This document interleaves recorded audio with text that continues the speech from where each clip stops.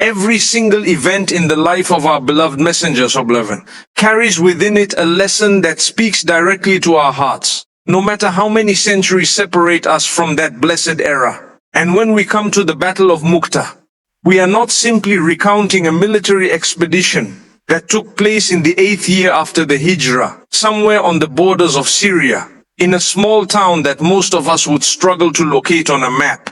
No, we are recounting a moment that reveals to us the very soul of this deen, what it values, what it protects, and what it considers so sacred that thousands of believers were willing to march toward an army many times their size, simply because that sanctity had been violated. Let me take you back to how it all began. Because if we don't understand the spark, we will never understand the fire that followed. By the 8th year of Hijrah, the Prophet ﷺ had established a practice that was in many ways revolutionary for his time. He would send letters and envoys to the rulers of neighboring lands, inviting them to Islam, inviting them to truth, inviting them to abandon the worship of anything besides Allah, and to recognize the final message that had been sent to humanity. These were not threats. These were not ultimatums backed by armies standing at the border. They were invitations, sincere, respectful, and rooted in the deep Islamic principle that every human being deserves to hear the truth before they are asked to answer for their choices. This is something we sometimes forget when we speak about the early spread of Islam. It did not spread first and foremost by the sword. It spread first by the word, by letters, by envoys, by conversations, by the simple act of one human being reaching out to another and saying, "There is a truth I need you to hear."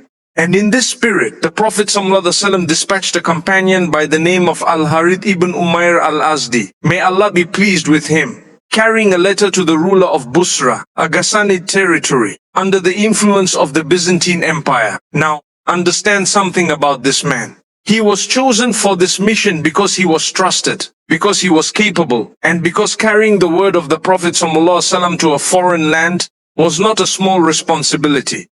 An envoy in those days represented far more than himself. He represented the honor of the one who sent him. He represented the seriousness of the message. And in the customs that governed relations between tribes and nations, customs that existed even before Islam, customs that existed among the Arabs, among the Persians, among the Romans, the person of an envoy was considered inviolable.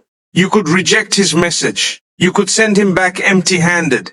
You could even declare war after hearing what he had to say. But you did not touch him. You did not harm a single hair on his head. This was not an Islamic innovation. It was something that civilizations across history had come to understand as a basic requirement of order between nations. Because think about it for a moment. If an envoy is not safe, then there is no way for two parties to ever communicate without immediately resorting to violence. The messenger is the thread that keeps the possibility of peace alive, even in times of tension. Harm that thread, and you have not just committed a crime against one man. You have severed the very mechanism through which conflicts could be resolved without bloodshed. So al-Harith ibn Umayr set out, carrying with him this letter, carrying with him the trust of the Messenger ﷺ, carrying with him the hopes of an entire community that this invitation would be received with the dignity it deserved. He traveled through the lands, and eventually he came into contact with a man named Shurabil ibn Amr al-Ghassani, who held authority in that region under Byzantine allegiance. And here is where the story takes its tragic and pivotal turn. Instead of receiving this envoy with the courtesy that was owed to him, courtesy that even the harshest of pagan tribes extended to messengers, Shurabil had him seized, he had him bound, and then, in an act that shocked the entire Arabian Peninsula when news of it reached Medina, he had this noble companion beheaded, executed. A man who came bearing nothing but words. A man who carried no weapon, who posed no threat, who had done nothing but fulfill the responsibility entrusted to him by his leader. He was killed simply for being a messenger. Now, my brothers and sisters, I want you to sit with this for a moment, because I don't think we always appreciate the full weight of what this meant to the people of that time. This was not simply a companion was killed in the way we might casually hear about casualties in any conflict. This was a violation of one of the most sacred and universally respected principles that existed in that world. Even the fiercest enemies of Islam, even the Quraysh who had fought the Muslims at Badr and Uhud, and had every reason to want them destroyed, understood this unwritten law. When the Prophet ﷺ sent envoys to Makkah even during periods of active hostility, those envoys were not touched. This was the bare minimum of human decency that existed between warring parties. It was, in a sense, the floor beneath which no civilized nation was supposed to fall. And so, when Shurabil crossed that line, he did something far more serious than killing one man. He communicated, through this single act, an utter contempt, not just for al-Harith ibn Umayr, and not just for the Muslims of Medina, but for the very idea that there were rules of engagement that mattered. He was saying, in effect, that nothing was off limits, that even a man who came in peace carrying words rather than weapons could be executed without consequence. This is why the Muslims could not simply let this pass. It wasn't about revenge in the way we might think of it emotionally.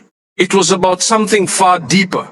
It was about whether the world would continue to have any moral boundaries left at all. Think about how many of the teachings of this deen, from the very beginning, revolved around the protection of human life and the sanctity of those who cannot defend themselves. We are taught again and again that the taking of a single innocent life is equivalent, in its gravity, to the taking of all of humanity. We are taught that even in the heat of battle, there were those who were never to be harmed. The elderly who took no part in the fighting, the women, the children, the monks devoted to worship in their places of seclusion, and yes, the messengers and envoys who carried words between parties. This wasn't a set of rules imposed reluctantly. This was a reflection of the very character of the one who brought this message. The Prophet ﷺ himself, the most merciful of creation, was a man who wept over the loss of enemy combatants' families, who forbade the mutilation of bodies even of those who had fought against him, who insisted that even trees should not be needlessly cut down in the pursuit of victory. Warfare in his hands was never an excuse to abandon principle. If anything, it was principle that was tested most severely in war, and it was principle that had to be upheld most strictly precisely because the temptation to abandon it is greatest when emotions run high and blood has already been spilled. So when news reached Medina that an envoy, someone operating entirely within the framework of this sacred, universally understood immunity, had been executed in cold blood, it wasn't just sorrow that spread through the community. It was the recognition that a fundamental principle of human decency had been trampled upon, and that principle needed to be defended, not for the sake of pride, but for the sake of every future envoy, every future messenger, every future attempt at peaceful communication between nations. I want you to reflect on how relevant this is even today, in our modern world. We take for granted, in international relations, the idea of diplomatic immunity. We assume that ambassadors, ministers, and negotiators can travel to hostile territories and return safely, even when their nations are at odds. This assumption did not appear out of nowhere. It is the product of centuries of moral development, much of which was shaped and reinforced by the values that Islam brought to the world 14 centuries ago. And we see, in this very incident, why such a principle matters so profoundly.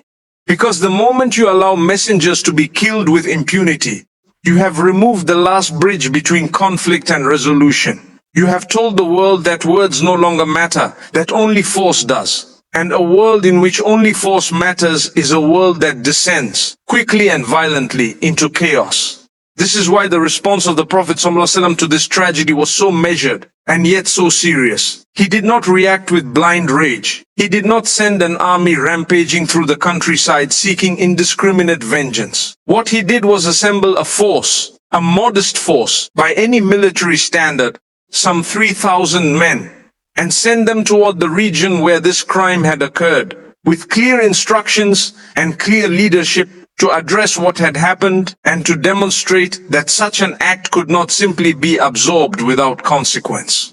This was not aggression for the sake of aggression. This was justice, and it was justice delivered through structure, through appointed leadership, and through restraint, even as the underlying offense was so grave. And here is something beautiful that I want you to hold on to.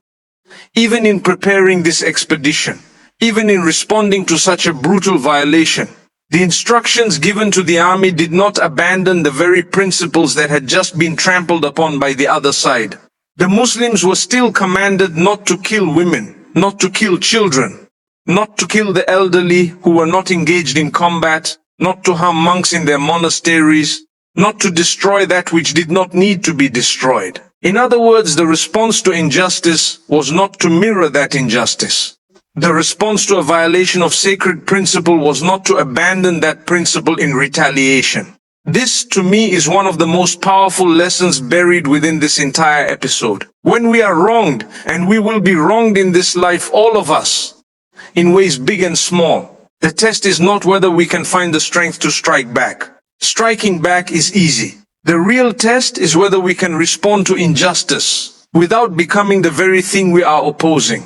The Muslims had every emotional justification to respond with fury, with a complete disregard for the norms that had just been violated against them, and yet they did not. They held on to their principles even while marching to defend those principles. That, my brothers and sisters, is a standard of character that we should reflect on deeply in our own lives. Think about the situations we find ourselves in, at home, at work, in our communities, where someone wrongs us, disrespects us, crosses a line that should never have been crossed. How often do we tell ourselves that because we were wronged first, we are now free to abandon our own standards in response? They started it, so now anything goes. How often do we use someone else's bad behavior as a license for our own? And yet here in this moment of the Seerah, we see a community that had every reason to feel that anger, that had suffered the loss of a beloved companion in the most brutal way imaginable. And still, they held the line. They still refused to kill non-combatants. They still refused to mutilate. They still refused to let their grief transform into savagery. This is the difference between a response rooted in principle and a response rooted purely in emotion. One preserves your character even in the heat of conflict. The other destroys it, no matter how justified the initial anger may have been. There's another dimension to this that I think deserves our attention, and it has to do with the value of a single human life within this deen. We often speak in abstractions about how Islam honors human life, but here we see it in the most concrete way possible. One man, one single companion, al-Harith ibn Umayyah, was killed, and it was significant enough to prompt the mobilization of an entire army. This wasn't because his life was worth more than others in some worldly sense of status or wealth.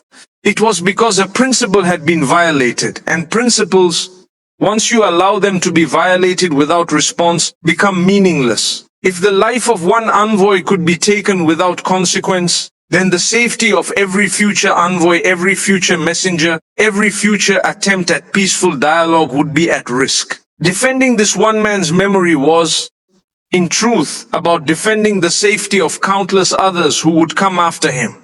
This connects to something we don't always appreciate about the broader vision of prophethood. Every single messenger sent by Allah throughout history came bearing news, bearing a message from their Lord to their people, and the acceptance or rejection of that message was always meant to be a matter of the heart, of reflection, of choice, never a matter of violence against the messenger himself. Time and again in the stories of the earlier prophets, we see communities reject the message, mock the messenger, even plot against him. But the specific act of assassinating an envoy sent in peace carries a unique weight, because it doesn't just reject the message, it attempts to silence the very possibility of the message being heard at all. It is an act against dialogue itself, against the very idea that human beings can resolve their differences through communication rather than immediate violence. And so when we look at the origins of the Battle of Muʻtah, we are not simply looking at a border skirmish or a matter of territorial ambition. We are looking at a community standing up to say that the sanctity of the messenger, of dialogue, of peaceful communication, of the basic decency owed to a person who comes bearing words rather than weapons, cannot be casually discarded. And it is a lesson that echoes forward through history. In every age where diplomats have been protected even amid war, in every treaty that has upheld the safety of negotiators, in every modern convention that recognizes the sanctity of those who carry messages between nations. Whether people today realize it or not, they are living within a moral framework whose roots trace back, in part, to moments exactly like this one. Moments where a community chose to stand firmly for a principle, even at great cost, because they understood that some things simply cannot be allowed to become normalized. Let us also not forget the human being at the center of this story.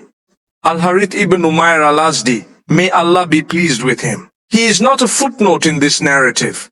He is the reason this entire expedition took place. A man who accepted a mission knowing the risks that came with traveling into foreign and potentially hostile territory, who carried himself with the dignity befitting an envoy of the final messenger ﷺ, and who met his end not because he committed any wrong, not because he raised a weapon against anyone, but simply because he was doing exactly what he was asked to do, carrying a message of truth to people who needed to hear it.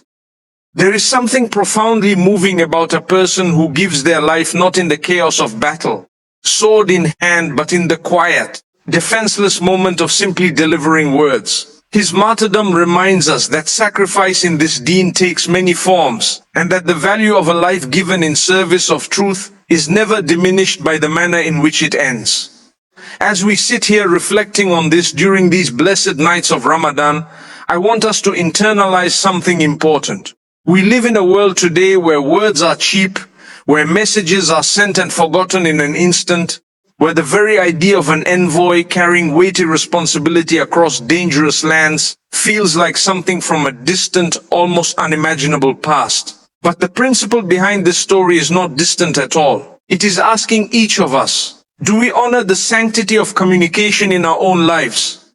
Do we respect the messenger, even when we reject the message? Do we hold firm to our principles even when we have every excuse, every justification to abandon them in a moment of anger or grief? And do we understand deep in our hearts that the taking of even a single innocent life, the crossing of even a single sacred boundary, is a matter of such gravity that an entire community should rise in response, not out of vengeance, but out of the unshakable commitment to justice and to the principles that hold human civilization together? This is where the story of Mu'tah truly begins, not with swords clashing on a battlefield, but with words silenced by an act of brutality, and a community that refused to let that silence go unanswered. May Allah be pleased with Al-Harith ibn Umayr, and may his sacrifice continue to remind us of the sanctity that this deen places upon every messenger, every word of truth, and every life entrusted with carrying it forward.